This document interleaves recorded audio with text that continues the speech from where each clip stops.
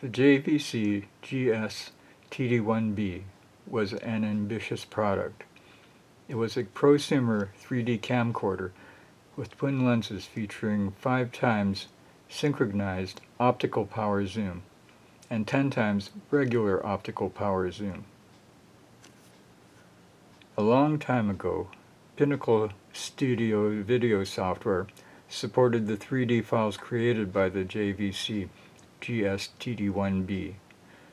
I do not know when support was ended, but as of today, I am not aware of any programs with such capability.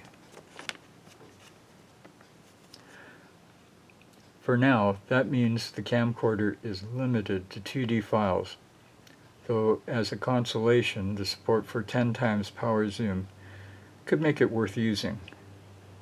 Yet, compared to other camcorders available used, it has no advantage.